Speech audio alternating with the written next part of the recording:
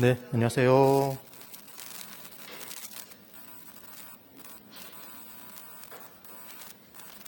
우리가 지난주에 탄력성 부분의 내용을 들어가서 공부를 했었죠. 자, 절 보세요. 탄력성은 기본적으로 뭐라는 말씀을 드리냐면 쉽게 반응에서 변화하는 정도라고 말씀을 드렸습니다. 그래서 주어진 변화가 없으면 절대로 반응이란 있을 수가 없다. 그래서 주어진 변화를 기준으로 더 많이 변했는지 더 적게 변했는지 하나도 안 변했는지 어마어마하게 변하는 건지 아니면 똑같이 변하는 건지. 똑같이 변하는 게 뭐였죠? 단위 탄력적. 그래서 크기가 1이었다. 그래서 일단은 이렇게 외웠던 거 기억이 나시면 돼요.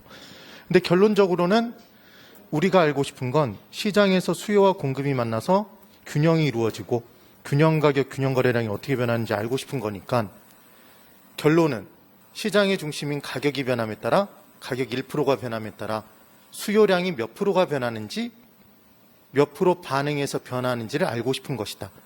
그래서 스타킹의 탄력성은 스타킹이 변하는 정도, 종이의 탄력성은 종이가 변하는 정도. 그래서 수요의 탄력성은 수요량이 변하는 정도가 포인트였죠. 기억나시죠? 양의 변화는 좌우로 움직인다. 그래서 량이 많이 변할수록 기존의 점에서 연결하면 기울기는 완만해진다. 그래서 량이 어마어마하게 변하면 수평선이 된다. 량의 변화가 하나도 없다면 좌우 변화가 없는 거니까 수직선이 된다. 이게 기억이 나시면 되는 거였어요. 그렇죠. 그런데 그때 수요량의 변화를 가져오는 주어진 변화가 가격만 있는 게 아니라 소득이 변할 수도 있고 다른 재화의 가격이 변할 수도 있더라. 그래서 하나의 도로를 우린 교차로라는 표현을 안 쓰더라. 교차라는 건 두 도로가 만났을 때. 그래서 두 재화 사이의 가격과 다른 재화의 수요량의 관계를 따지는 게 교차 탄력성. 이런 내용을 공부를 했던 겁니다. 그렇죠. 그래서 이제 우리 교재로는 123페이지에 수요의 가격 탄력성과 전체 수익과의 관계, 그 부분의 내용을 이제 설명을 드리려고 하는 거예요. 피셨나요? 123? 네, 123페이지. 그래서 123페이지 중간을 보시면 정확히 중간을 한번 봐보세요. 거기 박스가 있는데 가격 탄력성과 판매자의 총수입의 관계라고 해서 가격 탄력성의 크기가 비탄력적, 단위 탄력적, 탄력적일 때 판매자의 총수입이 가격 하락 시, 상승 시 상승, 증가하는지 감소하는지 똑같은지 여부가 이렇게 박스로 정리가 돼 있어요. 그렇죠, 여러분? 그리고 넓혀보기 부분에 탄력성의 적용이라고 해서 내용이 있는데 그 부분의 내용을 바로 이해해서 문제를 푸실 수 있으면 되는 거예요. 자, 그러면 이제 칠판을 보세요. 제가 설명드리는 내용을 잘 이해를 해보시면 돼요. 이런 겁니다. 공급자가 있었죠, 여러분, 시장에서. 그럼 시장에서의 공급자는 총 수입의 증가를 목적으로 할까요? 총 수입이, 전체 수입이 증가되는 게 좋아요? 공급자는 감소하는 게 좋아요? 수입이 증가되는 게 좋겠죠. 그럼 총 수입의 증가를 목적으로 뭔가 조치를 취할 텐데 총 수입을 어떻게 계산하나 봤더니 파는 재화에, 해당 재화의 단위당 가격에, 하나당 가격에 곱하기 팔린 수량을 곱한대요. 당연한 얘기죠. 그래서 만약에 100원으로 100개를 팔았으면 총 수입은 얼마다? 10,000원이다. 지금 그 얘기인 거예요. 그런데 생각해보면 시장에서 공급자가 공급을 해서 판매했다는 얘기는, 판매를 100개를 판매했다는 얘기는 수요자가 산 양이 100개란 얘기인가요? 거래가 이루어졌다는 얘기니까. 판 사람이 판 양과 산 사람이 산 양이 동일하겠죠. 기본 개념은. 그래서 우리는 총 수입을 가격 곱하기 수요량이라고 표현할 수도 있다고요. 그럼 이제 중요한 건 총 수입의 증가를 꾀하고 싶잖아요, 지금. 공급자가. 근데 총 수입은 뭐 곱하기 뭐다? 파는 가격에 팔리는 양. 쉽게 얘기하면 판매 수량이란 말이에요. 얘를 곱하면 나오니까 총 수입을 올리고 싶으면 공급자, 판매자는 보통 어떤 생각을 하냐면 하나당 가격 올리면 되겠네. 이 생각을 할까요, 안 할까요? 하죠. 그러니까 100원 받았었는데 200원 받으면 내 수입이 2배로 늘 것 같고 300원 받으면 3배로 늘 것 같고 막 이런 생각이 들잖아요. 안 들어요? 들죠. 그래서 가격을 이제 올려봤더니 가격을 올리면 되는구나. 총수입의 증가를 꾀하기 위해. 이렇게 올리는데 한 가지 지금 공급자가 생각을 못하는 게 있죠. 뭘 생각을 못했냐면 수요의 법칙을 생각을 못한 거죠. 수요의 법칙을. 수요의 법칙이 뭐죠? 가격이 올라가면 수요량은 증가한다, 감소한다? 감소한다. 우리는 공급자가 가격을 올리면 이제 사는 양을 줄이잖아요. 그래서 수요의 법칙에 따라 가격이 올라갔을 때 수요량이 감소할 수 있다는 거죠. 그런데 가격이 올라가도 수요량이 하나도 감소하지 않을 수도 있을까요? 이게 뭐죠? 완전 비탄력적. 그래서 수요가 완전 비탄력적이면 가격을 올려도 팔리는 양이 하나도 안 주니까 가격을 올린 만큼 총수입은 비례해서 증가한다? 비례해서 증가하게 돼 있어요. 수치를 한번 적어보면 이렇게 볼 수 있겠죠. 여기를 한번 다시 보세요. 이 개념을 이렇게 이해하면 돼요. 원래 하나당 가격이 얼마였냐면 얘가 100원이었답니다. 몇 개를 팔았냐면 100개를 팔고 있었어요. 100개를. 그럼 총수입은 얼마였는데? 10,000원이었는데 지금 10,000원이었어요. 10,000원. 지금 공급자의 목표는 총수입의 증가를 꾀하고 싶었던 거죠. 그래서 가격을 얼마로 올렸냐면 200원으로 올렸어요. 가격을 100% 인상한 거죠. 가격을 올렸어. 그랬더니 수요량이 그대로 100개래요. 그 말은 수요량의 변화가 지금 생겼나요? 생기지 않았나요? 수요량의 변화율이 0%죠? 하나도 변하지 않은 거잖아요. 그럼 이 말은 뭐냐면 가격을 올려도 수요가 하나도 안 줄고 그대로 유지가 된다? 그랬더니 총수입이 얼마가 됐죠? 2만 원. 그러면 지금 해당 재화의 수요의 가격 탄력성이 완전 탄력적일 때, 완전 비탄력적일 때? 완전 비탄력적일 때는 가격을 올리면 올린 만큼 총수입은 비례해서 증가한다? 증가하는 거죠. 근데 이제 어떤 경우가 있냐면 극명하게 다른 경우만 한번 보죠. 가격을 얘를 200원으로 올렸어요. 200원을 올렸어. 그랬더니 수요자가 어쭈? 가격을 올려? 너 아니어도 너를 대체할 수 있는 동일한 효용을 제공하는 애가 세고 셌어. 나 다른 데 가서 살 거야. 다른 애 살 거야. 그러면서 다 줄여버렸어요. 다 도망가 버렸어. 그래서 팔리는 양이 0개예요. 0개. 0개. 이럴 수도 있을까요? 가격을 올려버렸더니 하나도 안 팔린다는 얘기예요. 지금. 그럼 얘는 조금 변한 거예요? 어마어마하게 변한 거예요?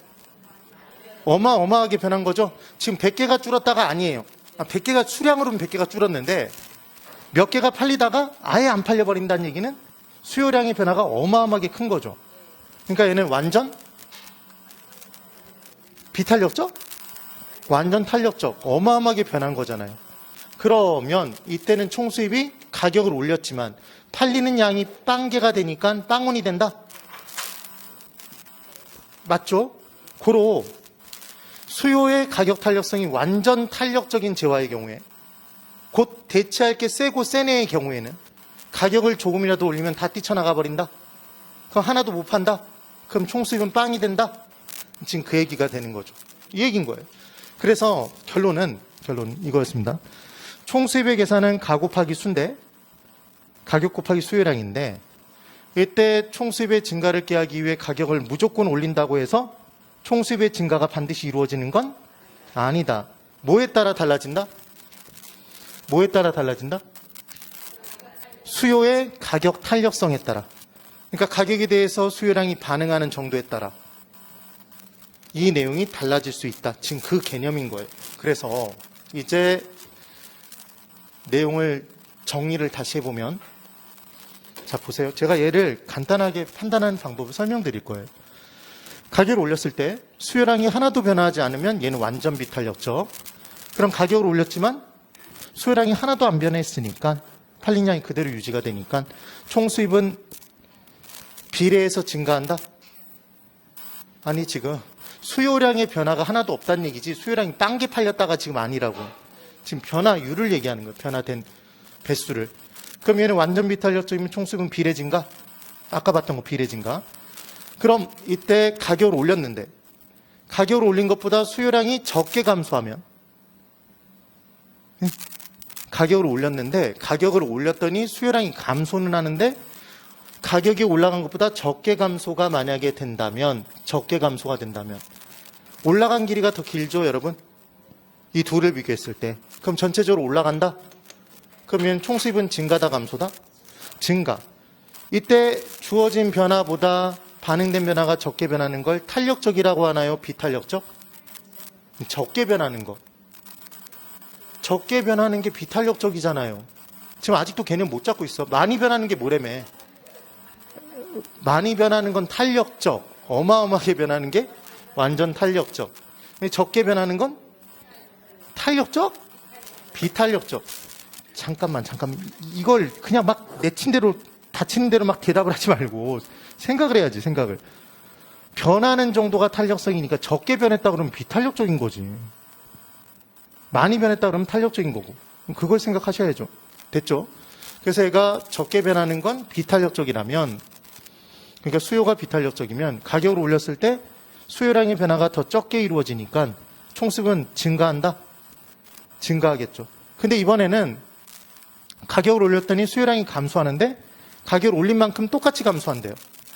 그럼 얘는 올라간 길이와 내려간 길이가 똑같다는 얘기잖아요.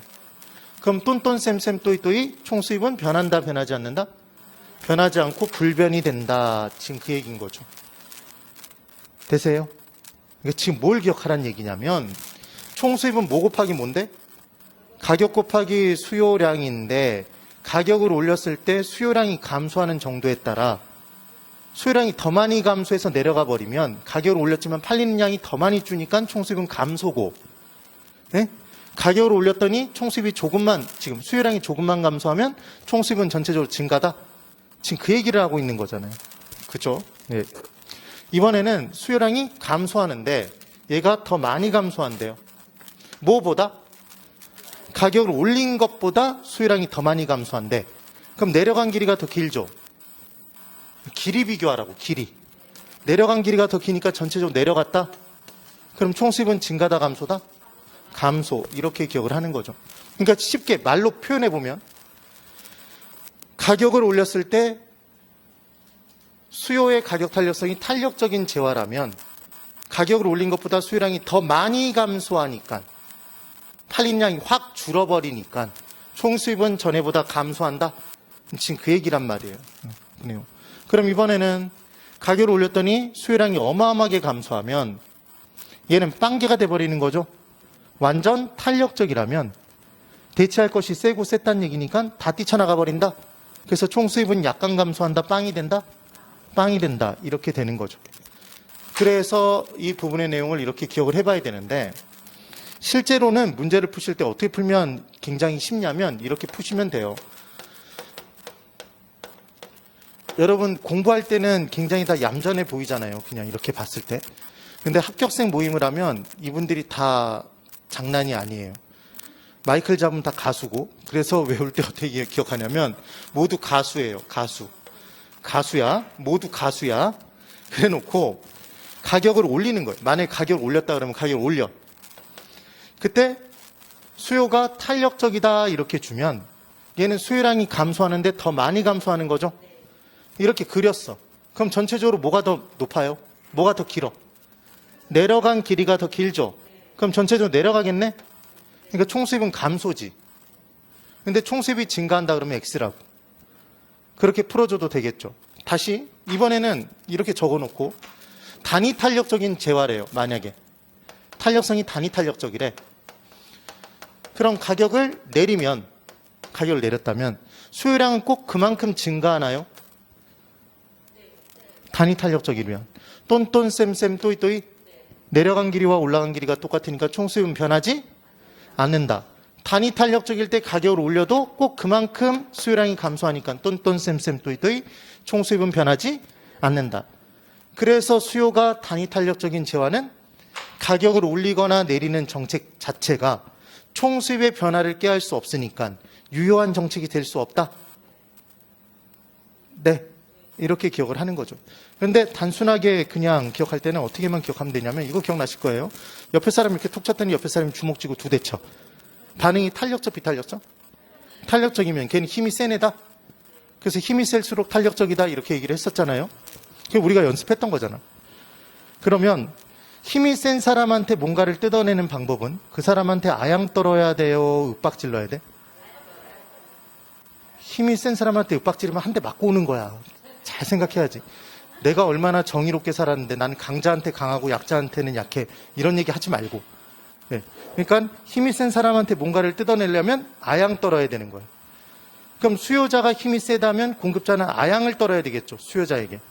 그럼 공급자가 아양 떠는 건 고가 전략이에요? 저가 전략이야? 세일해 주는 거예요? 바가지야? 세일해 줘야지. 가격 인하 정책, 저가 전략.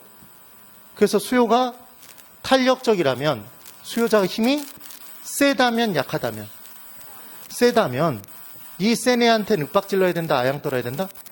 아양 떨어야 되는 거죠. 그럼 얘가 탄력적일 때 아양 떨면, 잘 보세요. 가격 인하죠? 가격을 인하하면 수요량이 더 많이 증가하는 거잖아요. 그럼 올라간 길이가 더 기네. 그러니까 총수입은 뭐 한다? 증가한다는 걸 알 수 있겠죠. 된 거예요? 그럼 이번에는 힘이 약한 사람한테 뭔가를 뜯어내는 방법은 뭐 하면 된다? 이제 힘이 약한 사람한테 뭔가를 뜯어내려면 윽박질러야 된다, 아양 떨어야 된다. 윽박질러야 되겠죠. 그래서 수요가 힘이 약할 때에는 공급자는 고가 전략, 가격 인상 정책을 통해서 가격을 인상시켜 볼게요. 가격을 올렸을 때 수요가 비탄력적, 힘이 약하면 수요량은 적게 감소, 얘보다 적게 감소. 그러니까 전체적으로 올라간다. 총수입은 증가. 이렇게 내용이 되는 거죠. 됐죠? 그러면 힘이 약한 사람한테 아양 떨면 어떤 일이 발생해요? 힘이 약한 애한테 아양 떨면 내 힘만 빠지지 더. 내 총수입은 감소하겠죠. 그러니까 결론은 뭐냐면 공급자가 윽박지르거나 아양 떠는 것 둘 중 하나를 선택할 수 있는 거야. 그럼 공급자가 윽박지르는 건 가격 인상인가요? 인하인가요? 가격 인상. 공급자가 아양 떠는 건 가격 인하 정책. 그래서 힘이 센 사람한테는 윽박지르고 아양 떨고 힘이 약한 사람한테는 윽박지르면 된다? 이게 가격 정책인 거잖아요, 지금. 되셨죠? 지금 그 얘기야. 그래서 그 박스를 보세요. 실제로 그게 이제 이해가 되나 보세요. 박스 내용. 가격 탄력성의 크기, 비탄력적, 단위 탄력적, 탄력적이 있을 때 보실까요? 가격 하락시라고 되어 있어요. 가격 하락시. 가격 하락은 아양 떠는 거죠? 네. 그럼 그 옆으로 봤을 때 비탄력적일 때는 수요가 힘이 약한데 아양 떠는 거 아니에요? 수요자가 힘이 약한데 아양 떨었잖아. 그러니까 공급자의 총수입이 증가해요? 감소해요? 감소하죠. 이해되셨어요? 그 옆으로 봤더니 탄력적일 경우 있죠? 네. 그러면 수요자가 힘이 셀 때 아양 떤 거잖아요. 힘센 애한테 아양 떨면 뭔가를 가져올 수 있다? 힘센 애한테 아양 떨어야 된다며. 그래서 그 옆에 그 밑에 총수입 증가라고 돼 있죠. 단위 탄력적은 아까 가격과 수요량의 변화가 똑같은 거라고 그랬잖아요. 그럼 가격을 내리든 올리든 똑같은 정도로 올라가고 내려가니까 똔똔 쌤쌤 또이또이 단위 탄력적일 때 다 총수입 불변돼 있는 거 보이세요? 그 다음 가격 상승 시 가격 상승은 윽박지르는 거죠. 그럼 비탄력적 수요자가 힘이 약할 때 윽박지르면 힘 약한 애한테는 윽박지르면 뺏어올 수 있다. 총수입 증가라고 적혀 있네요. 그 다음 그 옆으로 가격 상승 시의 탄력적인 부분을 보면 힘센 애한테 지금 윽박질렀다는 얘기잖아요. 그럼 지껏 뺏기겠지. 그러니까 총수입은 감소. 됐어요? 이게 지금 이 내용인 거죠. 꼭 한번 정리를 한번 해보세요. 정리가 되시면 됩니다. 이제 틀리지 말고 정확하게 한번 대답하셔야 돼요. 고개 드시고. 탄력적이면 힘이 센 거다. 비탄력적이면 힘이 약한 거다. 탄력적일수록 힘이 센 거예요. 그러면 힘이 센 사람한테 뭔가를 뜯어내기 위해서는 윽박질러야 된다. 아양 떨어야 된다. 아양 떨어야 된다. 힘이 약한 사람한테 뭔가를 뜯어내려면 윽박지른다. 아양 떤다. 윽박지른다. 그것만 정확히 생각해서 대답을 하란 말이에요. 제발. 어렵다고 계속 하지 말고 대답을 하라고 매 순간. 네. 그러면 이제 선택을 할 때 공급자가 가격 인상을 하는 건 윽박지르는 거고 가격 인하를 하는 건 아양 떠는 거라고 그랬어요. 선택하셔야 돼요. 선택. 수요가 탄력적인 재화는 그럼 수요가 힘이 세면 약하면 힘이 센 재화는 공급자가 윽박질러야 된다. 아양 아양 떨어야 되니까 저가 전략을 통해서 총수입의 증가를 꾀할 수 있다. 근데 그 문장이 이해가 되면 된단 말이에요. 됐죠? 그 얘기인 거예요. 됐어요. 그래서 이 개념으로 설명을 드렸고, 이제 수요의 소득 탄력성의 내용을 한번 볼게요. 여기 잘 보세요. 탄력성. 비율, 비례, 지수, 계수, 탄력성이 나오면 얘는 다 분수식이었던 게 기억이 나셔야 됩니다. 그래서 얘는 짝대기를 짝 긋고 출발하겠죠. 얘는 무엇의 탄력성이니까? 수요의 탄력성이니까 뭐가 변하는 정도? 수요량이 변하는 정도였다. 다 수요량, 공급량이 변하는 정도였어요. 탄력성은. 그래서 얘는 수요량의 변화율 알고 싶은 게 분자. 그럼 분모에는 주어진 변화 무슨 변화율? 지금은 소득이죠.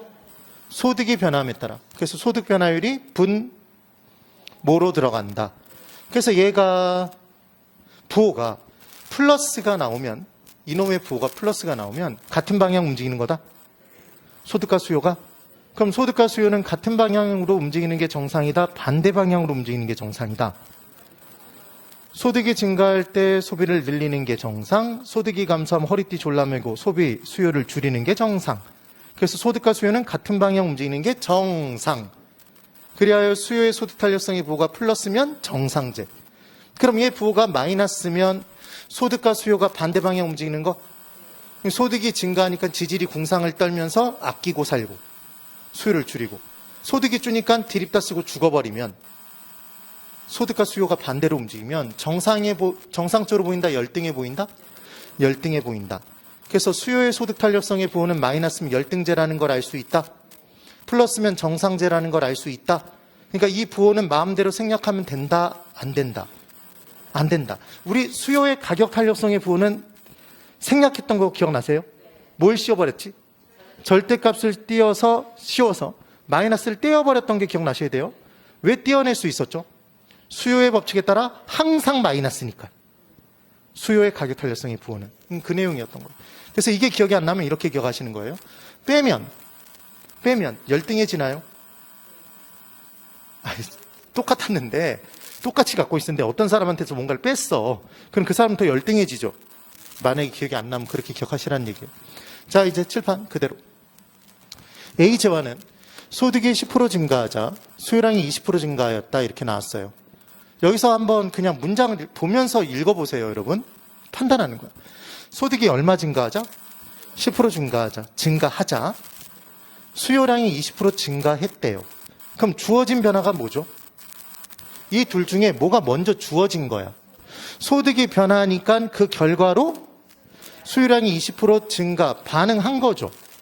그럼 지금 주어진 변화 10% 기준으로, 플러스 10% 기준으로, 이게 몇 프로? 20%로 몇 배 변한 거다? 2배. 탄력성은 이겠네요. 맞아요? 그럼 얘는 수요의 가격 탄력성이에요? 소득 탄력성이야?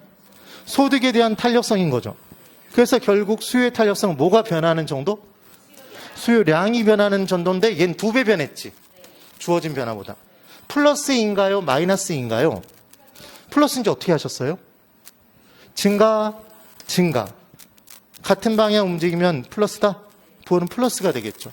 그래서 지금 수요의 소득 탄력성은 원래는 이렇게 그려서 적어서 풀어야 된다는 거죠, 사실은. 그런데 우린 얘를 적는다, 적지 않는다? 적지 않는다. 이게 포인트인 거예요. 그래서 얘는 플러스 2가 되네요. 플러스 2. 자, 칠판 잘 보시고. 수요의 소득 탄력성의 부호가 플러스인 걸 보니까 같은 방향 움직였구나. 실은 같은 방향 움직였으니까 얘는 플러스가 나온 거죠. 그럼 플러스가 나온 순간 같은 방향이니까 소득과 수요가 같은 방향 움직이는 무슨 제? 정상제라는 걸 알 수 있다? 알 수 있겠네요. 이 내용이죠. 그 다음 이제 비재화는 소득이 10% 증가하자, 여기서 바로 찾습니다. 탄력성을. 소득이 10% 증가하자 수요량이 10% 감소했대요.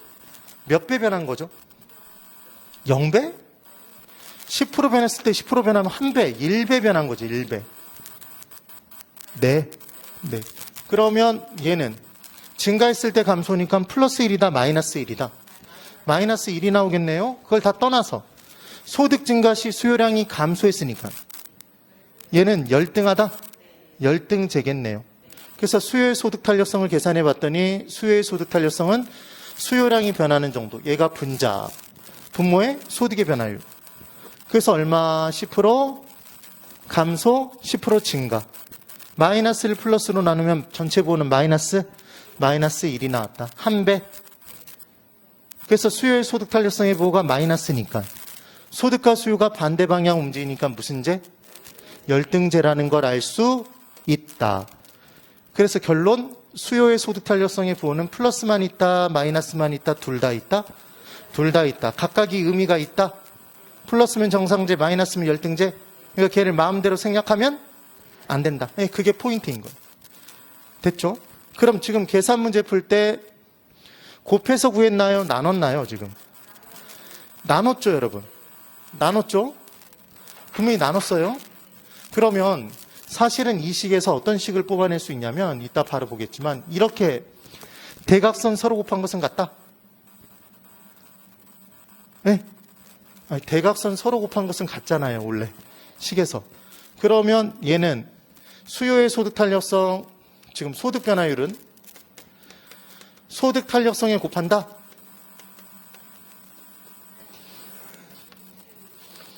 맞아요, 틀려요? 맞죠? 그럼 얘를 곱하면 수요량의 변화율이 나온다?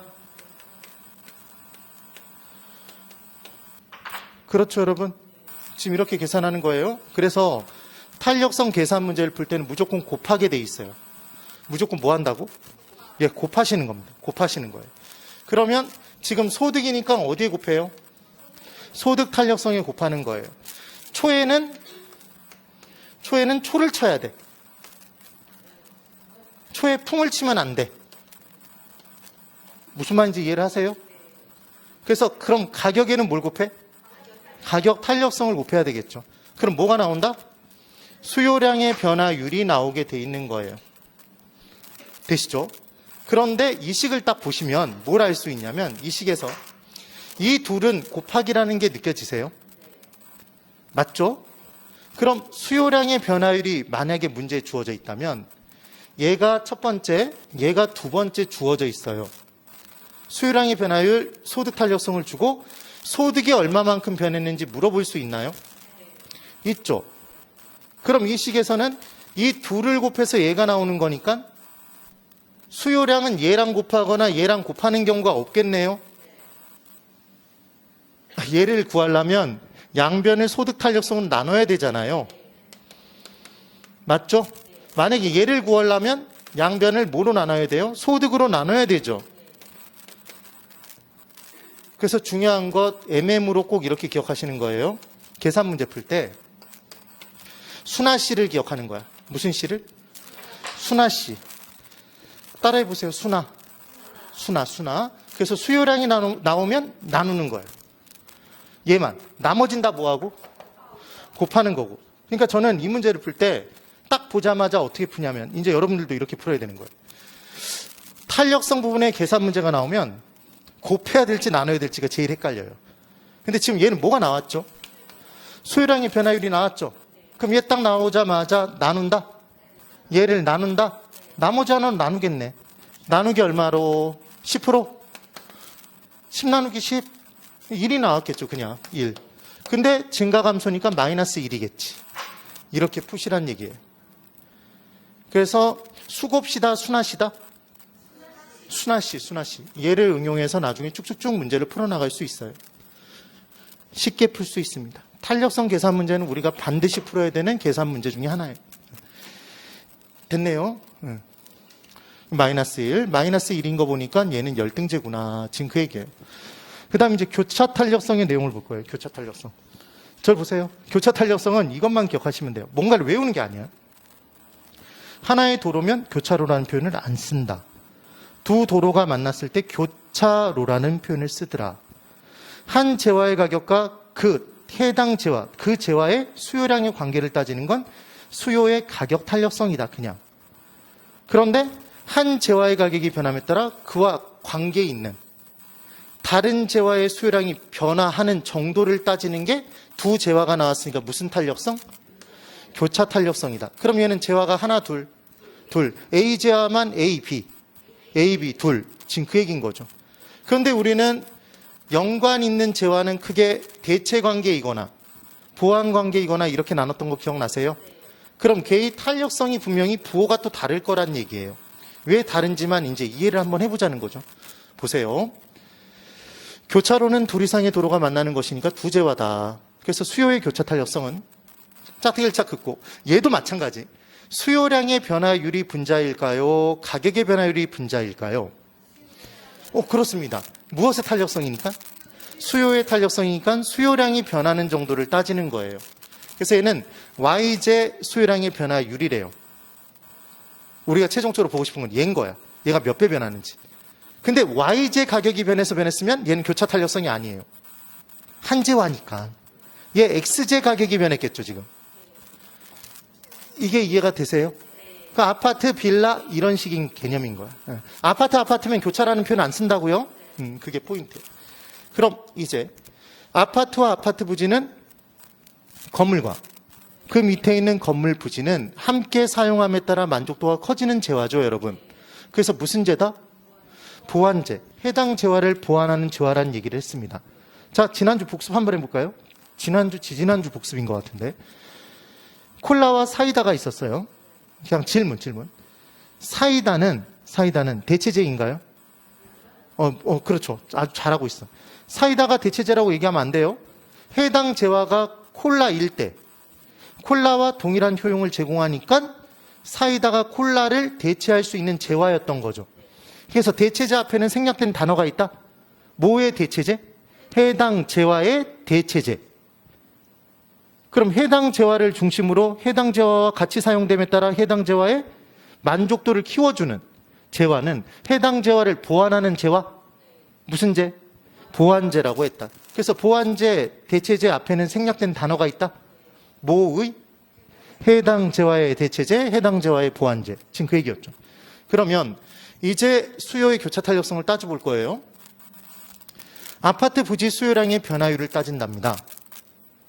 그러니까 얘는 사실은 아파트 부지 수요의 교차 탄력성이죠. 그러니까 아파트 부지 수요량의 변화율을 따지겠죠. 우리가 알고 싶은 게. 그런데 아파트 부지 가격이 변한 게 아니라 뭐가 변함에 따라? 아파트 가격이 변함에 따라 얘가 1% 변함에 따라 얘가 몇 프로 변하는지 따져보는 거잖아요.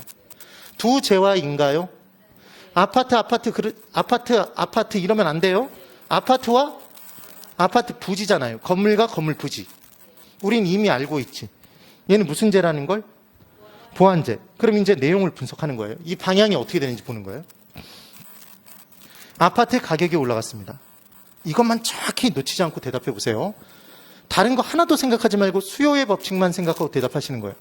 아파트 가격이 올라가면 아파트 수요량은 증가 감소? 감소하죠. 아파트 수요량 감소. 그럼 아파트 수요량이 감소하면 당연히 아파트 부지의 수요량도 감소할까요?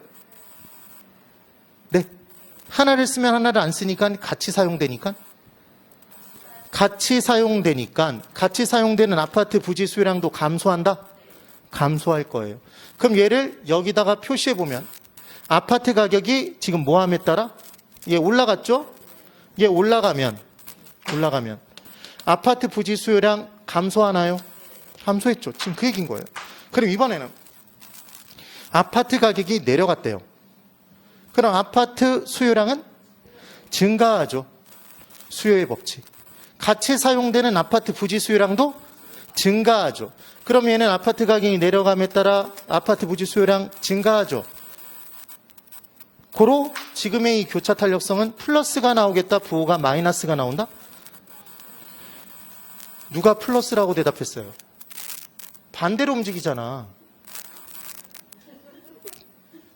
돌림노래 하지 말라니까, 돌림노래. 반대로 움직이고 있잖아요, 반대로. 응? 아까 정상지 열등지에서 그렇게 대답해놓고 또 엄한 대답을 하고 있잖아. 그러니까 얘는 부호가 플러스 마이너스? 플러스? 마이너스. 잠깐만. 자, 빨리. 선서 빨리. 선서 하라고, 선서를 한 번도 안 해봤어? 선서하면 선서 따라 하라고요, 선서. 나는 반대로 움직이는 걸 플러스라고 대답하지 않겠다. 플러스라고 대답하면 가정통신문을 받을 것이다. 네, 내리세요. 자, 그래서 진짜 집으로 가정통신문 보낼 거야, 진짜. 그래 놓고 자녀가 학원 가서 성적 못 받아오면 아주 난리를 치는 거지. 넌 누구 닮아서 그러냐고. 네. 둘 중 한 명을 닮았겠죠, 사실은. 자, 이제 아파트 가격이 올라가면 아파트 부지 수요량의 변화율은 감소하니까 얘 반비례잖아요. 반대로 움직이니까 부호는 마이너스겠죠. 아파트 가격이 하락했을 때 아파트 부지 수요량 증가하죠. 그러니까 얘는 부호가 마이너스가 나온다. 고로 결론. 수요의 교차 탄력성의 부호가 마이너스가 나오면 얘는 무슨 제다? 둘 사이는 보완제다. 보완관계에 있다. 지금 그 얘기인 거잖아요. 그래서 보완제의 교차 탄력성은 마이너스가 되는 겁니다. 됐죠? 그럼 이제 이쪽. 아파트와 연립주택은 동일한 효용을 제공하는 주거용 부동산이죠. 주거용 부동산이라는 동일한 효용을 제공해요. 그럼 아파트와 연립주택은 같이 사용하나요? 하나를 쓰면 하나를 안 쓰나요? 하나를 쓰면 하나를 안 쓰죠. 그럼 아파트 수요가 늘면 연립주택 수요는 감소해요? 연립주택 수요가 일로 넘어왔다는 얘기죠. 그래서 얘가 늘고 얘가 줄었다는 얘기야. 그러니까 대체제는 하나가 늘었다는 얘기가 다른 애가 일로 넘어왔다는 얘기죠. 다른 애가 늘었다는 얘기는 하나가 또 줄었다는 얘기야. 지금 그 얘기인 거예요. 그래서 수요의 교차 탄력성을 따질 때 연립주택 수요량의 변화율. 그럼 7번 이쪽 잘 보고 대답해 보세요. 얘는 무슨 수요의 교차 탄력성이에요? 이름이? 연립주택 수요의 교차 탄력성인 거야. 뭐에 대한? 아파트 가격에 대한. 그러니까 주어진 변화가 아파트 가격이 몇 프로 변함에 따라 연립주택 수요량이 얼마만큼 변했다. 그때 교차 탄력성이 얼마냐? 지금 그 얘기겠죠. 길게 느껴지지만 어떻게 분석을 하라는 얘기냐면 우리가 알고 싶은 게 어디로 들어간다? 분자로 들어가는데 수요의 탄력성은 기본적으로 뭐가 변하는 정도다? 수요량이 변하는 정도다. 연립주택 수요량의 변화율이 들어갔다는 얘기는 얘는 연립주택 수요의 탄력성인 거죠. 아파트 수요의 탄력성이 당연히 아니라. 지금 그 얘기인 거예요. 그래서 이제 똑같아요. 칠판 잘 보세요. 아파트 가격이 올라갔답니다. 그럼 아파트 수요량이 증가해요? 감소해요? 감소하죠. 수요의 법칙. 제발 이걸 점핑하지 마. 얘를 꼭 기억해야 그 다음 문제를 푸는 거지. 제일 공부를 못하는 방법이 뭐냐면 이걸 점핑하고 바로 이거 결과만 외우는 거. 그럼 공부가 하나도 누적이 안 돼요. 그리고 계속 헷갈려. 계속. 정말 미친 듯이 헷갈리게 돼 있어요. 아파트 가격이 올라가면 아파트 수요량 감소해요. 그러면 동일한 효용을 제공하는 대체 관계인 연립주택 수요량이 증가하겠죠. 그러니까 실은 우리 이 둘을 딱 줬다면 대체 관계인 두 재화가 주어졌으면 가격이 낮은 쪽으로 수요는 흘러가나요? 물은 낮은 곳으로 흘러가요? 그럼 수요량은 가격이 낮은 쪽으로 흘러간다? 둘 중에 가격이 낮은 쪽으로 가겠죠, 지금. 네? 그 얘기인 거야. 그래서 아파트 가격이 올라가니까 당연히 상대적으로 얘 가격이 낮으니까 연립주택으로 수요량이 늘겠죠. 지금 는 거야. 맞죠? 그럼 다시 칠판 여기.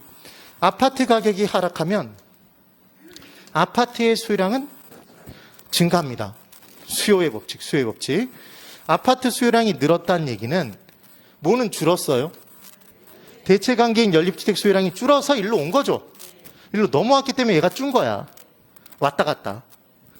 얘가 유지된 상태에서 얘가 늘지 않는다는 얘기예요, 지금. 그 얘기인 거예요.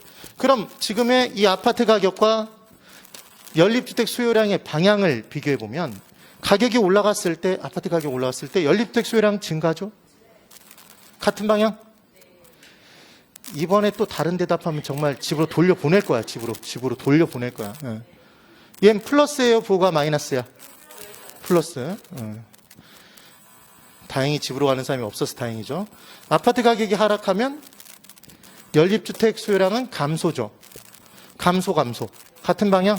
그러니까 부호가 뭐다? 플러스. 교차 탄력성의 부호가 플러스가 나왔다는 얘기는 무슨 제다? 대체제라는 걸 알 수 있죠, 우리가. 네. 그래서 얘를 외워버릴 거예요. 교차 탄력성의 판단은 부호가 플러스면 무슨 제고? 대체제고. 마이너스면 보완제예요. 그래서 얘를 MM으로 이제 외워버릴 건데 플러스가 대체제야. 근데 제가 쓰고 있는 안경은 금태 안경이죠. 예. 근데 뿔테 안경을 쓰고 있는 사람들이 있단 말이에요. 얘 무슨 안경이다? 뿔테 안경? 플러스면 대체제? 이렇게 기억하고 말아버리란 얘기예요. 네. 그래서 교차 탄력성의 보호가 플러스인데 보완제라고 나오면 걔는 틀렸구나 이렇게 들어가면 돼. 따라해보세요. 뿔테 안경. 네, 뿔테 안경 이렇게 기억하면 돼. 그 다음 공급의 가격 탄력성의 내용을 볼 거예요. 그럼 칠판 잘 보고 대답하세요. 이미 다 했어. 공급의 가격 탄력성은 뭐가 변하는 정도? 네, 공급량이 변하는 정도. 양이 변하는 정도. 그래서 공급량이 많이 변하면 좌우폭이 커지니까 기울기가 완만해지는 거고, 공급량의 변화율이 적으면, 공급량이 변하는 정도가 작으면 기울기는 크다. 하나도 변하지 않으면 수직. 제발 하나도 변하지 않는 것과 약간 변하는 걸 헷갈리지 마세요. 됐죠? 그래서 공급의 가격 탄력성은 결국 뭐가 변하는 정도? 그렇지. 공급량이 변하는 정도. 그렇죠? 뭐가 변함에 따라? 가격이 변함에 따라. 지금 똑같잖아요. 똑같다. 근데 얘는 소득이 변함에 따라 공급량이 변하는 정도 이런 거 없어요. 다른 재화의 가격이 변함에 따라 공급량이, 해당 재화의 공급량이 변하는 정도, 공급량의 공급의 교차 탄력성 이런 거 안 따져. 그러니까 오로지 얘만 있는 거야 지금.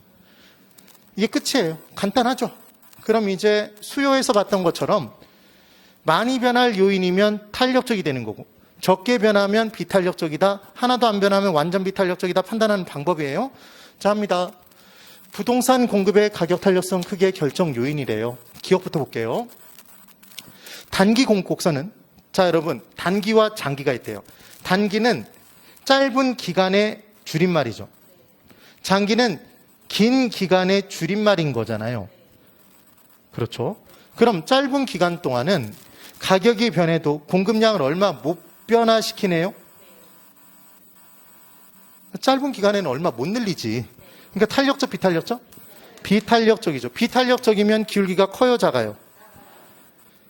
기울기가 왜 작아? 크지. 자, 기울기에 대해서 이제 또 얘기를 해야 되겠네요. 자, 여기를 보세요.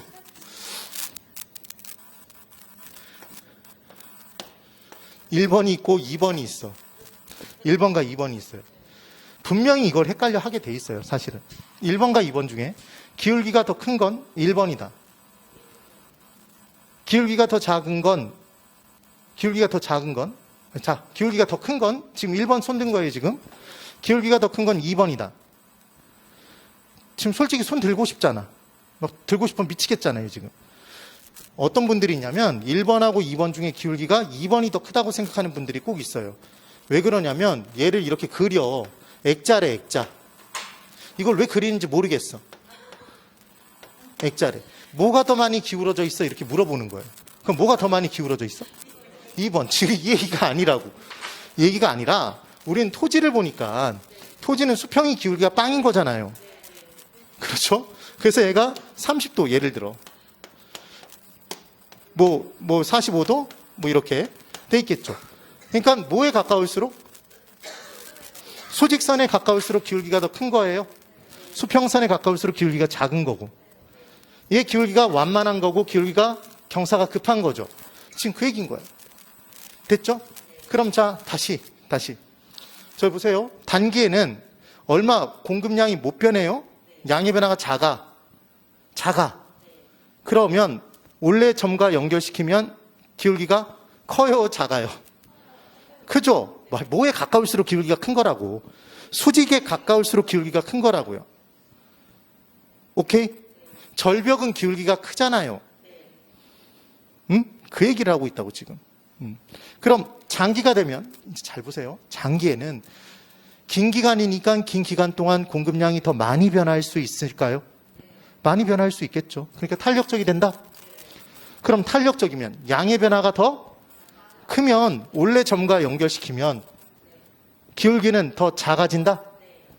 완만해진다? 지금 그 얘기겠죠. 그 다음 2번. 생산비가 급등하는 생산물은 생산하는데 하나당 생산비가 점점 급하게 증가한대요. 그럼 공급자 입장에서는 만드는 데 들어가는 비용이 급증하니까 많이 만들 수 있을까요? 없을까요?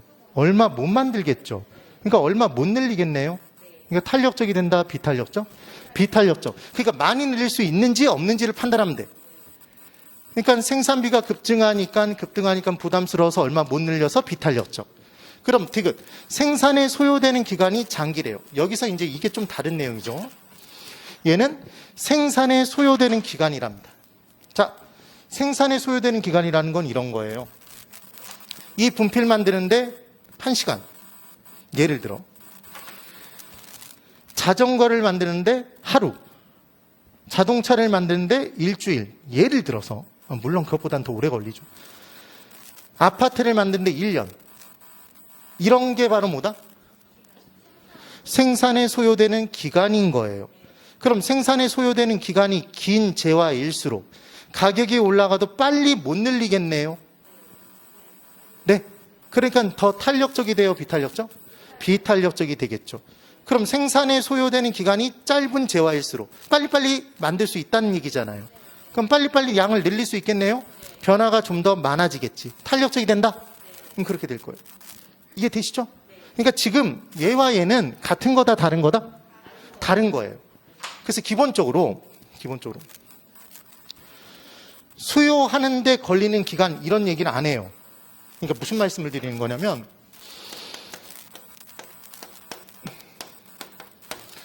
우리가 기간의 개념으로 따져서 장기, 단기를 따질 때 단기, 장기를 구분하는 내용이 나오면 기본적으로 얘는 측정 기간이에요. 주어진 가격 변화에 따라 수요량이 변화하는 정도를 따질 때 하루를 따져볼 건지 일주일 동안 볼 건지 한 달 동안을 볼 건지 이 측정하는 기간을 얘기하는 거야. 단기, 장기는. 공급도 마찬가지. 근데 공급에는 기간의 개념에 한 가지 개념이 더 있는 거죠. 뭐에? 생산에 소요되는 기간? 즉 생산 기간이라고 주어줄 수가 있다고요. 별도로. 그러면 얘는 단기와 장기가 있을 때 개념이 반대가 되죠. 네. 얘는 측정하는 기간인 거고 얘는 생산하는 데 소요되는 기간인 거야. 그래서 생산하는 데 소요되는 기간이 장기간일수록 얘는 얼마 못 늘리니까 비탄력적? 단기일수록 빨리 늘릴 수 있으니까 탄력적? 근데 측정 기간이 긴 기간 측정할수록 더 많이 변하니까 탄력적. 측정 기간을 단기간만 보면 얼마 못 변하니까 비탄력적. 얘 반대로 뒤집히잖아. 그래서 헷갈리시는 거예요. 그래서 시험 문제는 얘가 한번 그냥 공급 기간이라고 줘서 옌지 구분을 안 해줬다고 그래서 문제가 된 적이 있어요. 그래서 정확하게 이렇게 주거나 아니면 안 나오거나. 그래서 뭘 기억하면 된다? 기간은 측정 기간이라고 기억하시면 돼요. 기본은. 그런데 이 내용이 뭔지는 이해는 되시죠? 지금 그 얘기인 거예요. 리얼. 정부의 규제가 심하면 심할수록 규제, 제재, 제약이 많을수록 많이 변할까요? 적게 변할까요? 적게 변하죠. 비탄력적. 지금 그 얘기인 거예요. 미음. 신규택은 새롭게 지어서 공급해야 되잖아요. 그럼 짓는데 시간이 걸린다? 그러니까 얼마 못 늘리네. 탄력적, 비탄력적? 비탄력적이 되겠죠. 그런데 중고주택은 이미 지어져서 갖고 있잖아요. 그럼 가격이 올라가면 바로 팔기 위해서 내놓으면 되겠네요. 반응이 탄력적이죠. 되나요? 지금 그 얘기인 거예요. 그 다음 유휴설비가 많으면 잘 보세요. 유휴설비가 많다는 얘기는 설비 라인을 갖추고 있는데 지금 100개 중에 50개만 돌리고 있어. 그럼 50개의 라인은 지금 쉬고 있는 거잖아요. 그때 가격이 올라가면 그 유휴설비를 돌리기만 하면 되잖아요. 놀리고 있는 걸. 그럼 공급량을 한 번에 많이 늘릴 수 있겠네. 그래서 탄력적이다, 비탄력적이다? 탄력적이 되는 거죠. 가격 올라가면 공급량을 바로 늘릴 수 있으니까. 그런데 만약에 유휴설비가 없었다면 생산 라인을 새롭게 만들어야 되니까 시간이 오래 걸리겠죠. 그러니까 그 반응이 비탄력적이 되는 거예요. 그래요. 그 다음 시옷. 저장 비용이 많이 소요된대요. 그럼 저장 비용은 재화를 만들어 놓고 걔를 저장하는 데 들어가는 비용이에요. 팔 때까지. 그럼 얘가 많이 소요되면 미리 만들어 놓고 저장해 놓고 기다릴 수 있을까요? 저장 비용이 많이 드는 재화를 미리 만들어 놓고 대기하고 기다리실 거예요? 아니죠. 그러니까 얘는 부담이 커지니까 미리 만들어 놓고 기다릴 수 없으므로 가격이 올라가면 그때 만들기 시작하겠네요. 그러니까 공급량이 바로 많이 증가할 수가 없는 거지. 근데 저장 비용이 낮은 애는 미리 만들어 놓고 쌓아두고 있다가 가격 올라가면 확 풀어버리면 돼. 반응이 탄력적이 되는 거죠. 오케이? 그 다음 저장 가능성이 낮은 상품은 저장의 가능성이 아예 낮대요. 그럼 얘는 가격이 올라갔을 때 그때 새롭게 만들어야 되니까 비탄력적이겠죠? 저장 가능성이 높으면 저장해 놓고 있다가 공급하면 되니까 탄력적. 이해를 하란 말이에요. 단순히 외우는 게 아니라. 그래요. 그 다음 이응. 기술 수준의 향상이 빠르면 빨리 공급량 늘릴 수 있을까요? 그렇죠? 그러니까 탄력적? 탄력성은 커진다. 지금 그 얘기예요. 무슨 대단한 내용이 아닙니다. 되셨죠? 그 다음 대각선은 서로 곱한 것은 같다. 2분부터 계산 문제가 나오는데 계산 문제도 아까 거의 대부분 설명을 드렸어요. 10분 쉬고 그 다음 내용 볼게요. 10분 쉬세요.